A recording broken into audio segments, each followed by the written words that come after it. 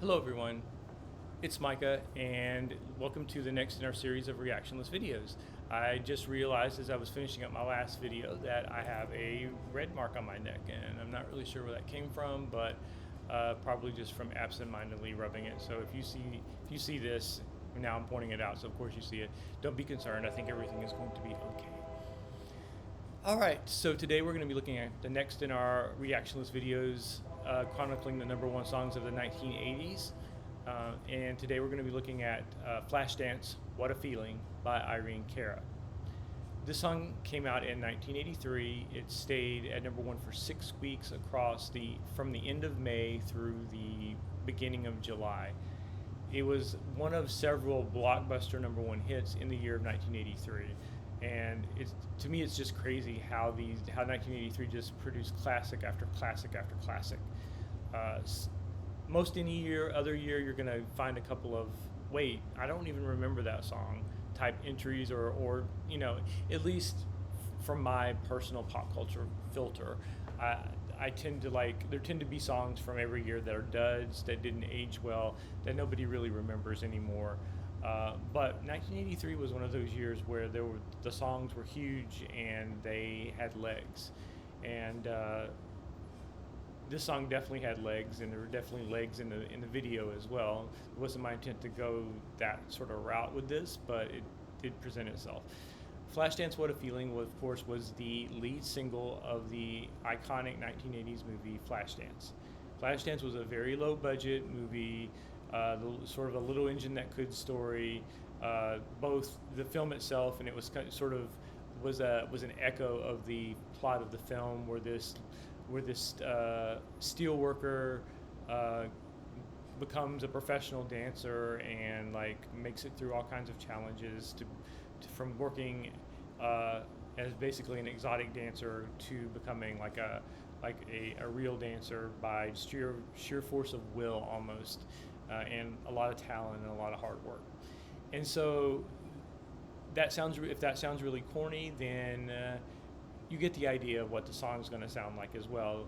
They wrote a song that was just as uplifting and corny as the movie ultimately was, and they used I shouldn't say they used. They brought in Irene Cara, who had just recorded 2 or 3 years earlier, the leads, the what am I trying to say? The title song from the movie Fame, which of course preceded the TV series. Irene Cara was actually in the movie Fame, and she sang the song Fame, and Fame is a similarly uplifting song. I think it was sort of, to me, it would have been a foregone conclusion if I were looking for someone to do the uplifting title track of another movie that was centered on dance. Irene Cara would have been the obvious choice. And they did bring her in. She wrote a good deal of the lyrics, from what I understand, and she specifically wrote it after watching the end of the movie, which ended up being where her song was featured. Which, now that I think about it, is very interesting that if they had already filmed the sequence where Jennifer Beals and her dance body double were, if they were filming the scene where she performed this audition in front of the judges, and they were using this song, but the song hadn't been written yet, then that means that does that mean that she wasn't actually dancing to this song and they were doing it off, either basing it off another song, or I don't know, or they cut the song so that or maybe paced the song so that it went along with the choreography. I don't know. At this point, that's really intriguing, something I just thought about. Wow, I just now thought about that. Anyway, I never saw the movie Flashdance. I was too young to watch it at the time. My parents were not about to let me see any R-rated movies at the time. They really didn't want me watching PG movies at the time. It wasn't until we got cable a year or two later, because I was 10 at the time. It wasn't until we got cable that they even really begrudgingly let me watch PG movies, and I for sure was not watching any R-rated movies. And so Flashdance was off the table, and then the years passed, and I just never watched it. However, when my parents noticed that I was starting to get into popular music via the radio, via Solid Gold, and probably I don't know if Friday Night Videos had premiered at that point, but I was starting to get in on pop culture, even though my parents weren't really too keen on that. And this was the song that kind of really ran away with my imagination. This was my very first favorite song was Down Under by Men at Work. And this was when I was just still dabbling. But once I started kind of listening to more and more music, I definitely came across this song and found it. I felt this was a perfect song. It has a very slow, methodical, heartfelt beginning. It starts off kind of like a ballad, and then halfway through the song it takes off and becomes this stratospheric, inspirational song. It's a really, really epic song all the way through, and then there's movements. There's distinct movements throughout this song. It feels almost classical in that way, and of course at the time that would have not meant anything to me, but I did feel that the song moved to all these different emotional places, and I was very captivated by it. So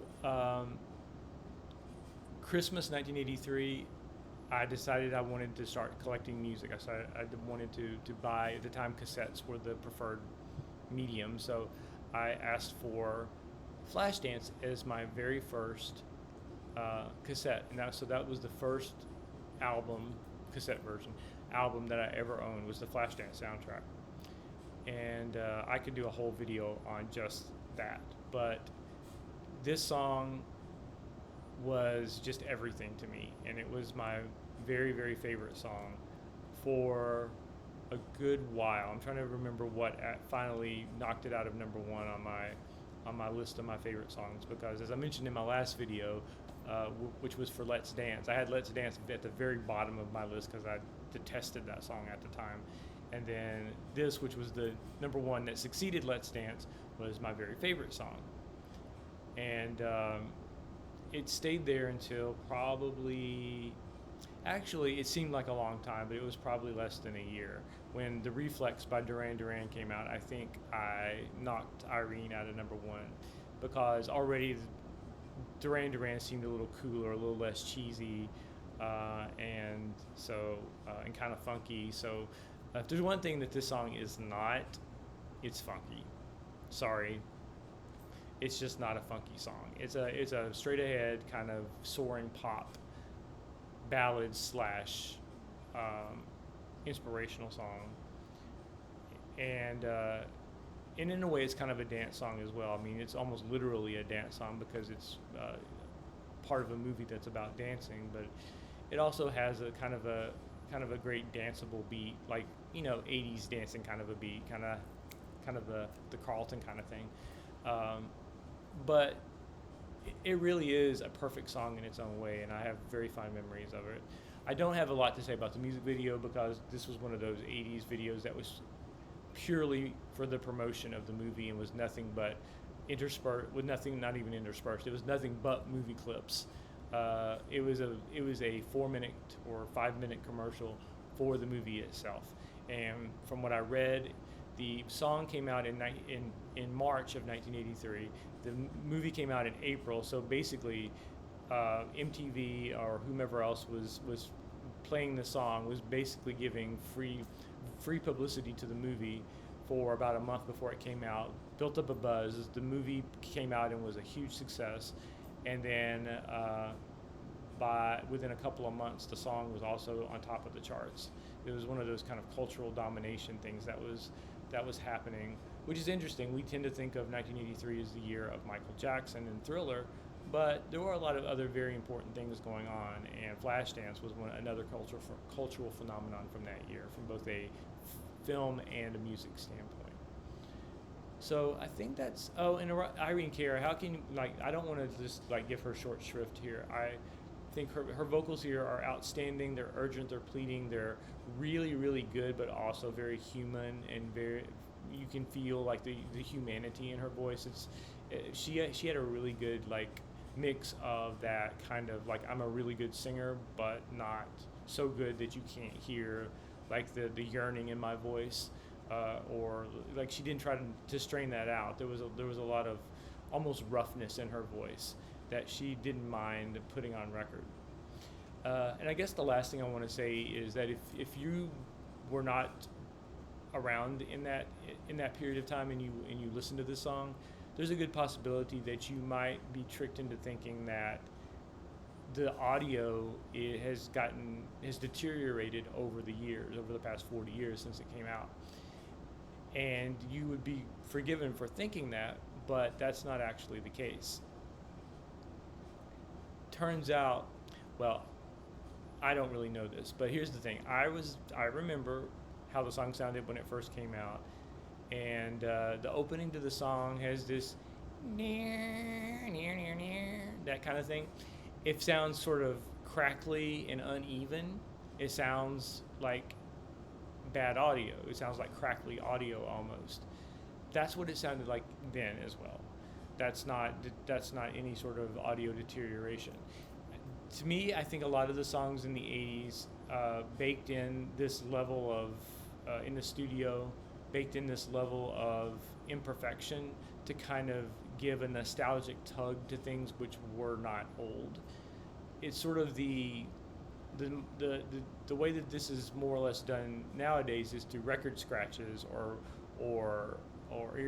like vinyl scratches. Not necessarily DJ scratches, but scratches that are already in the record that when you play it, it crackles.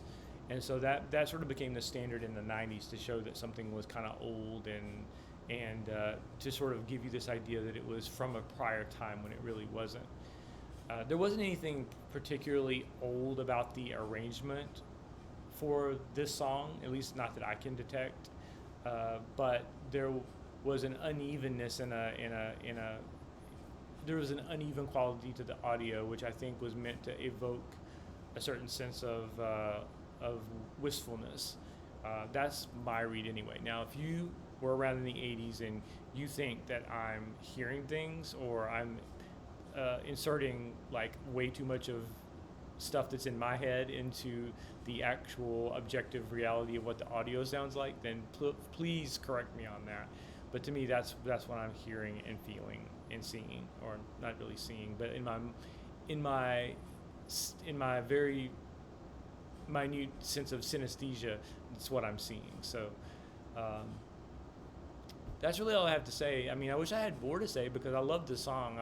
It's the sort of song where I feel like I could go on for hours, but really, it's a pretty straightforward song. It's just a really great song. Very well done, start to finish. Encapsulates the spirit and the hope of the movie. It's just one of those really nice pop masterpieces. That's all I have to say about it. So stay tuned. We're about to get into the number one song, which was the biggest number one song of 1983. With all these multi-week number ones, you'd think we would have already listened to it, but there was one even bigger than Billie Jean, even bigger than Flashdance, even bigger than Beat It, if you can believe it. And it was also the biggest hit of the decade, I think. Stay tuned. I'll research that and then get back to you. So until then, please help me to make music better.